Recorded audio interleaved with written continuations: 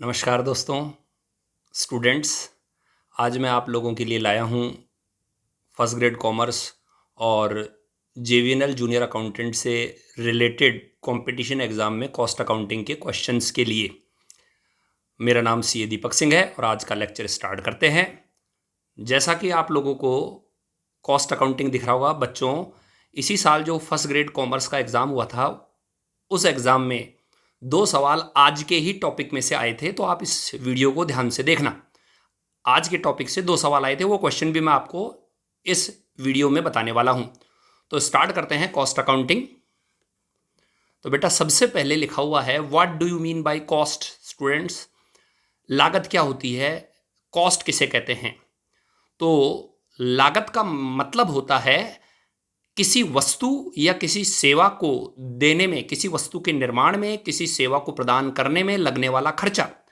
Expenditure incurred to produce a product और render a service is called cost. किसी वस्तु के निर्माण में या किसी सेवा को प्रदान करने में जो खर्चा लगता है, उस खर्चे को हम लागत कहते हैं। तो ये डेफिनेशन हो गई आपकी। लागत में कौन कौन से व्यय आते हैं? तो बेटा 1 सामग्री मटेरियल, नंबर 2 श्रम लेबर, नंबर 3 कारखाने के ऊपरी व्यय फैक्ट्री ओवरहेड, नंबर 4 प्रशासनिक ऊपरी व्यय एडमिनिस्ट्रेशन ओवरहेड, नंबर 5 विक्रय एवं वितरण के ऊपरी व्यय सेलिंग एंड डिस्ट्रीब्यूशन ओवरहेड। ये क्या होते हैं ये हम आगे के लेक्चर में पढ़ेंगे। तो हमने कॉस्ट की डेफिनेशन पढ़ी, कॉस्ट में क्या क्या आते हैं वो पढ़ा। किसी वस्तु को बनाने में, सेवा को प्रदान करने में लगने वाले खर्चों को कॉस्ट कहते हैं और ये एलिमेंट आते हैं। अगला जो मेरा पार्ट है वो है कॉस्टिंग। कॉस्टिंग का जो बेटा हिंदी में नाम है वो है लागत विधि, लागत निर्धारण, परिव्ययांकन। तो लागत विधि को शॉर्ट में बोलेंगे, डेफिनेशन में बोलेंगे कि किसी उत्पाद की लागत निकालना ही लागत विधि है। टू असर्टेनमेंट ऑफ कॉस्ट, किसी उत्पाद की लागत ज्ञात करना ही लागत विधि है, लागत निर्धारण है, कॉस्टिंग है। To ascertainment of cost definition है, लागत ज्ञात करने की प्रक्रिया ही कॉस्टिंग है। अब बात आती है कॉस्टिंग में टोटल 7 मेथड्स हैं बेटा, टोटल 7 मेथड है, आपको उनके नाम याद होने चाहिए। Job costing, contract costing, batch costing, process costing, operating costing, unit costing, multiple costing. Total 7 नाम है। हिंदी में उपकार्य लागत विधि, ठेका लागत विधि, बैच लागत निर्धारण पद्धति, प्रक्रिया लागत निर्धारण पद्धति, परिचालन लागत निर्धारण पद्धति, इकाई लागत निर्धारण पद्धति, बहुसंख्यक लागत निर्धारण पद्धति। हिंदी इंग्लिश दोनों में नाम बता दिया। 7 मेथड है, इनकी डिटेलिंग हम बिल्कुल पढ़ेंगे, जरूर पढ़ेंगे, क्योंकि इनमें से क्वेश्चंस आते हैं। तो कॉस्ट हो गया, कॉस्टिंग हो गया, किसी उत्पाद की लागत जो होती है, खर्च, उसको बनाने में लगने वाला खर्चा लागत है और उस लागत को ज्ञात करना कॉस्टिंग है। देन अगला पार्ट है what is cost accounting. What is cost accounting, लागत लेखांकन क्या है? तो लागत लेखांकन लागतों को लेखा करने की प्रक्रिया है। Accounting of cost, accounting of cost is called cost accounting.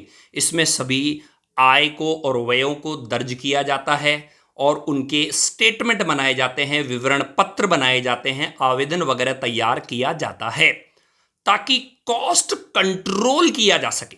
तो बेटा कॉस्ट अकाउंटिंग के शॉर्ट में मैं 2 टर्म बोल सकता हूं। Cost accounting is equal to, cost accounting is equal to 2 चीजें, number 1 costing, number 2 cost control. वापस से सुनो, कॉस्टिंग प्लस कॉस्ट कंट्रोल, यानी लागत ज्ञात करना प्लस लागत नियंत्रण स्थापित करना ही लागत लेखांकन है। तो 3 चीजें हो गई। कॉस्ट क्या होता है, कॉस्टिंग क्या होता है, कॉस्ट अकाउंटिंग क्या होता है। कॉस्ट अकाउंटिंग एक बड़ा टर्म आ गया, इसमें कॉस्टिंग तो शामिल है ही है, प्लस कॉस्ट कंट्रोल भी शामिल है, लागत पर नियंत्रण करना भी शामिल है।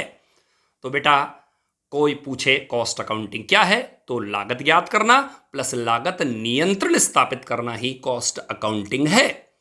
देन आगे चलो, आगे यदि मैं बात करूं तो आप देखेंगे कि अगला जो डेफिनेशन है वो है लागत लेखा शास्त्र, कॉस्ट अकाउंटेंसी। कॉस्ट हो गया, कॉस्टिंग हो गया, कॉस्ट अकाउंटिंग हो गया, कॉस्ट अकाउंटेंसी। तो लागत लेखा शास्त्र एक व्यापक शब्द है, एक बिग टर्म है। इसमें आप सोच रहे होंगे कॉस्ट अकाउंटिंग भी शामिल है, प्लस और भी चीजें शामिल है। 5 चीजें शामिल है बेटा।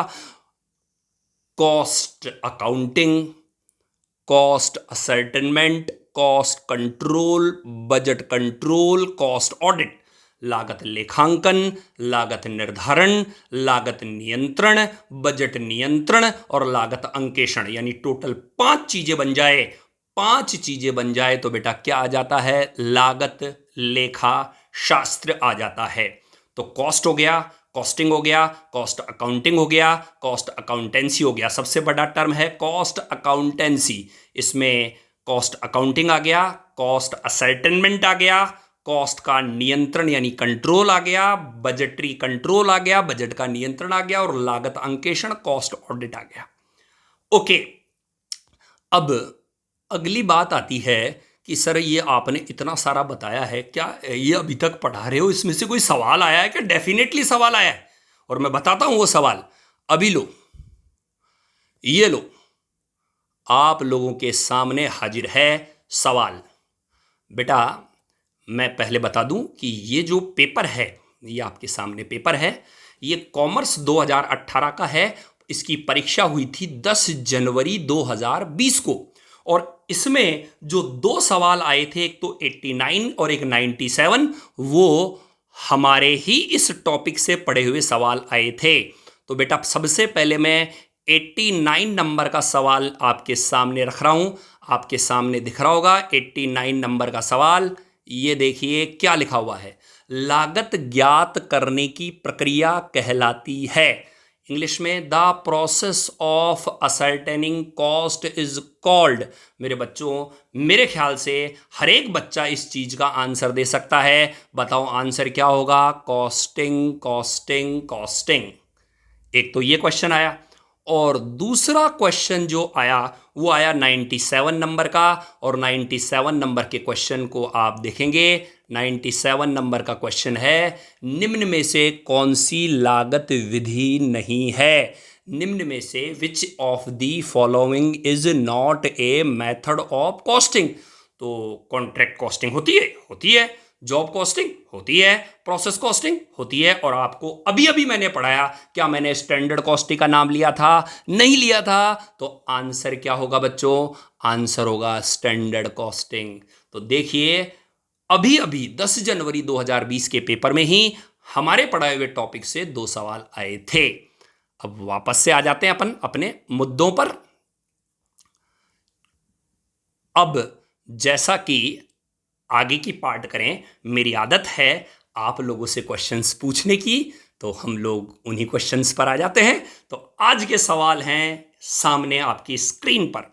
निम्न 12 उद्योगों की सूची दी गई है, इनके कॉस्टिंग मेथड बताइए। ये टॉपिक मैंने पढ़ाया नहीं है, लेकिन इनके आंसर आपको कमेंट बॉक्स में लिखकर देने हैं। इन 12 इंडस्ट्री में कौन से कॉस्टिंग मेथड को यूज लिया जाता है? और आपके जो ऑप्शन हैं वो यही हैं जो आपके सामने 1 से लेकर 7 तक।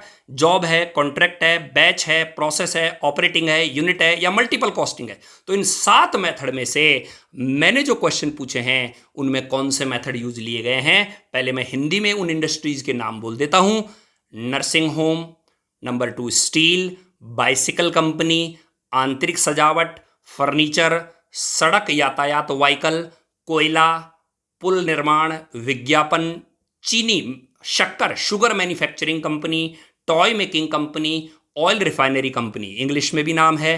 नर्सिंग होम में, स्टील में, bicycle company, interior decoration, road transport vehicle, coal, bridge construction, advertising, sugar company, toy making, oil refining company में कॉस्टिंग के कौन से मेथड को यूज किया जाता है? ये आप लोगों को मुझे कमेंट बॉक्स में लिख के बताना है और मैं उनके नाम अगले लेक्चर में अनाउंस करूंगा। अब बात आती है प्रीवियस लेक्चर के आंसर और उनके सही आंसर देने वाले पर्सन्स के नेम। तो बेटा प्रीवियस लेक्चर में जो 9 क्वेश्चन पूछे गए थे उनके आंसर ये हैं। Number 1 capital, number 2 revenue, number 3 deferred revenue, number 4 capital expenditure, 5 capital expenditure, छठा कैपिटल, सातवां रेवेन्यू, आठवां कैपिटल, नौवां डेफर्ड रेवेन्यू। अब काफी सारे बच्चों के आंसर आए, किसी भी बच्चे का सही नहीं आया। ज्यादातर बच्चों के जो गलत हुआ वो है सेकंड क्वेश्चन। सेकंड क्वेश्चन जो है उसका मैं कारण बता देता हूं। कई बच्चों को कंफ्यूजन भी हो जाएगा कि सर सेकंड में तो भाई साहब आप गलत बता रहे हो। तो बच्चों वो क्वेश्चन जो था वो इस तरह से था कि विद्यमान व्यवसाय में एक नई उत्पाद के यूनिट खुलने पर 25 लाख खर्च किए गए। ये कौन सा है? तो बेटा विद्यमान इकाई थी, कोई नई इकाई नहीं थी। एक एग्जिस्टिंग यूनिट में आपने, एग्जिस्टिंग जो कंपनी है उसमें आपने एक नई यूनिट लगाई है और उसके उद्घाटन में 25 लाख रुपए खर्च किए हैं। ये कहीं पर भी नहीं लिखा हुआ कि इसका लाभ आगामी वर्षों तक मिलेगा। तो आपका ये खर्चा रेवेन्यू एक्सपेंडिचर होगा, क्योंकि आपकी इंडस्ट्री पुरानी है और आप एक नई यूनिट लगा रहे हो और उस पर 25 लाख रुपए खर्च रहे हो। यदि इस सवाल में लिख देता कि इसका लाभ कई वर्षों तक मिलेगा, तब आपकी बात मैं डेफर्ड रेवेन्यू मान सकता था। अभी आंसर रेवेन्यू एक्सपेंडिचर ही होगा, और ये भी मैंने कंपटीशन एग्जाम से ही लिया है, उसमें आंसर रेवेन्यू एक्सपेंडिचर ही माना है। तो ज्यादातर बच्चों के जो गलत हुआ वो रेवेन्यू एक्सपेंडिचर हुआ, बाकी ज्यादातर बच्चे ने सही किया है। मैं फटाफट उन बच्चों के नाम अनाउंस कर देता हूं। नाम है दीप्ति शर्मा, भावेश कुमार, मोहन सैनी, गायत्री, राजेश चौधरी, श्वेता, धीरज, अक्षय कुमार, जीत, राहुल मीणा, सुभाष, विजयनामा, सुनील जाखड़, राकेश मीणा, हिमांशु गोयल, अरुण उपाध्याय, सिद्धार्थ मिश्रा और अनु चौधरी। इन बच्चों ने बिल्कुल करेक्ट आंसर दिए हैं। इन लोगों को बहुत बहुत बधाई, ये लोग राइट ट्रैक पर हैं। नीचे के जो नाम मैंने बोले हैं इन बच्चों के दो तीन चार गलत हैं, लेकिन काफ़ी बच्चों ने, देखिए मैंने नाम उन सब बच्चों के लिए जिन्होंने आंसर देने की कोशिश की है। इनमें से कुछ बच्चों के तो केवल एक ही गलत था, दो गलत थे, लेकिन उनको बहुत बहुत बधाई। और इसी शुभकामना के साथ अब जिन बच्चों के पास में ये क्वेश्चंस नहीं हैं वो मेरा पुराना वीडियो देखे। वो पुराने वीडियो के जो लिंक है वो मेरे डिस्क्रिप्शन बॉक्स में नीचे लिखे हुए हैं, और उस डिस्क्रिप्शन बॉक्स से क्लिक करके आप पिछले इन 9 सवालों को देख सकते हो और इनके आंसर्स आप चेक कर सकते हो। तो आज के लिए इतना ही। अब आपका दोस्त दीपक सिंह विदा लेता है। धन्यवाद, थैंक यू वेरी मच।